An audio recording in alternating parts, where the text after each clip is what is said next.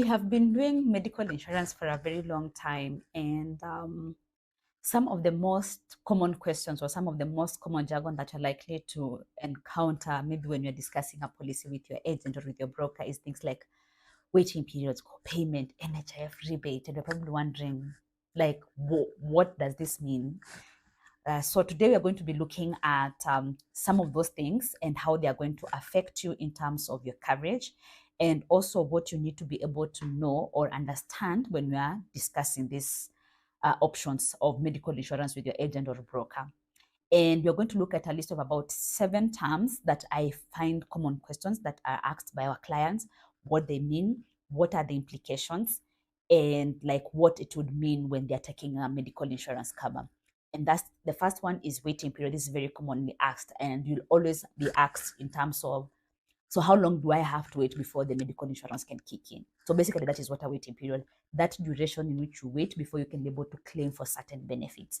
And some of these waiting periods are generally ranging from 0 days for accident all the way to about 2 years for cancer treatment and sometimes 5 years for organ transplant. So that is what waiting period means, a period in which you are not able to use your cover even if you have it until it is over, and then you can be able to claim for it. And then the other option would be copayment, and we discussed this in our previous video of what copayment is. But generally, that is the first amount you pay towards your outpatient consultation fees. And this one will range from maybe 0 copayment all the way to about 2,500, depending on the insurance company that you're going to pick. So again, copayment is the first amount of money that you pay, even if you have insurance, towards your consultation fees, specifically when you have an outpatient cover. And then now the NHIF rebate, this one basically now it's like the co-payment for inpatient. And the reason why it is called NHIF rebate is because if you do not have NHIF, then this money you pay out of pocket.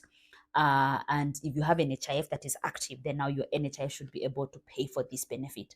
So let's say, for example, your insurance contract says the bed limit is, let's say, 20,000 net NHIF, or maybe a rebate of NHIF. That means that the insurance company will pay after the NHIF has paid. So this means, let's say, for example, you go to a hospital that charges, let's say, 2,000 for NHIF, or NHIF pays them 2,000 for NHIF for the bed limit. Then now the insurance company will pay 18,000, not the 20,000. So basically, it means the insurance company will cover the difference. So your policy will only cover you up to 20,000, but NHIF pays 2,000, and then now your insurance company will pay the difference, which is 18,000. If you do not have an HIF, then now you'll pay the 2,000 shillings out of pocket. If maybe that limit, that room or that bed that you've picked is about 20,000. If it's lesser than that, of course, you'll be able to get covered up to the full amount. But if it is higher than that limit of, let's say, 20,000, you'll need to know that you pay the difference over and above the limit. So the NHF will pay 2,000, insurance company will pay 18,000, and then now anything above that you will pay out of pocket. And then the other part is the sublimit. So just because you have a medical insurance cover, especially for the local company covers, it doesn't mean that you'll be covered to, let's say, 1,000,000 shillings or the 2 million or the 3 million, depending on the policy that you have. So there's some things within the policy limit that will be you'll see being indicated, maybe 200,000, 100,000, something like a pre-existing condition. The definition we'll look at it in the next point, or maybe a chronic conditions or a congenital conditions. So those are some of the things that you'll be wondering, like, why is it that I have this amount and then for some reason I'm getting lower coverage for this? So basically, that is what a sublimit. A sublimit is generally a percentage of your inpatient cover that will pay towards a specific limit for a specific conditions, and those conditions are going to be specified by your policy. So if you're taking an international cover, in most cases, you realize it's very small, some very specific illnesses or conditions that will have a sublimit, but generally majority will have, if let's say you have 100 million coverage of inpatient, then you'll likely be covered up to the 100 million, but some cases or some covers will have a specific limit to that. So it's a percentage of what your inpatient cover is going to cover for a very specific condition, and it's going to be mentioned by your policy. A pre-existing condition. So a pre-existing condition generally is a condition that by the time you're coming on cover, you have it. It doesn't have to be permanent, or it doesn't have to be life-changing. It could actually be something like a broken arm, but by the time you're taking a policy, you say, hi, I have a broken arm, I am casted, or maybe I had a broken arm a year ago, I had some plates installed, we're expecting those plates to be removed, let's say in 2 or 3 years from now.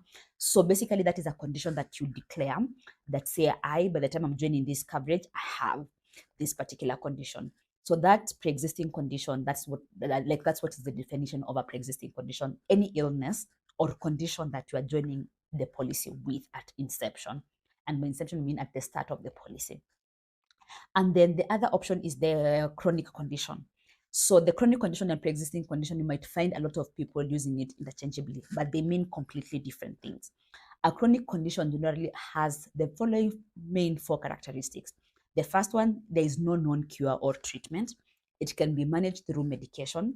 It needs constant treatment and management, and it can also change the way your body works in one way or another.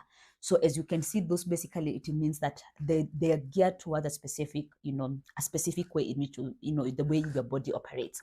So we'll be looking at something like, let's say, diabetes, high blood pressure, some lifestyle conditions. That is how that is the definition of a chronic condition.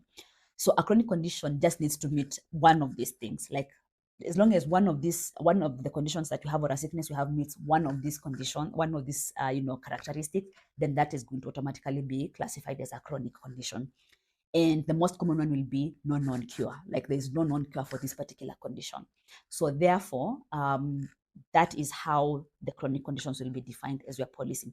And this also is going to be subject to a sublimit, just like the pre-existing condition. So depending on your insurer, you realize that the pre-existing conditions and chronic conditions might be lumped up into one sublimit. You're told, let's say you have $1 million coverage, we can only cover you for pre-existing conditions and chronic condition up to 400,000. Others separate them. They say, in the event of a pre-existing condition, that's fine, we cover you for 400,000, but in the event of a chronic condition, we're going to cover you maybe up to 500,000. That now will depend on the insurer, from insurance company to insurance company. And then the other aspect is the exclusions. So exclusion basically just means, what are you not covered for? And it's going to sound funny, because the first year, let's say, for example, this is the first time you're taking an individual cover, and you've never had a cover before. You're not moving from any other cover before.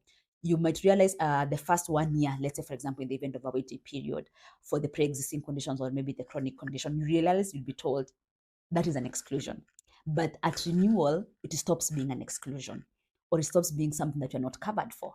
So you see how also waiting periods can affect your coverage in terms of what you're not covered for, especially at the inception of the cover or at the start of the cover, and especially during the first 1 year. So basically, there's some things that are going to be used, depending on the circumstances and depending on how long you have been with a particular insurance policy. So that is basically it about the 7 most common, terms that we come across. In the event you have maybe a particular term you have had when it comes to your medical insurance and you don't know like what it is or what it contains, drop a comment in the section below, and we'll definitely be able to guide you and maybe also answer that particular issue. I hope you like this kind of content, and I am hoping that we'll continue creating this kind of content and we can do more together. Thank you so much.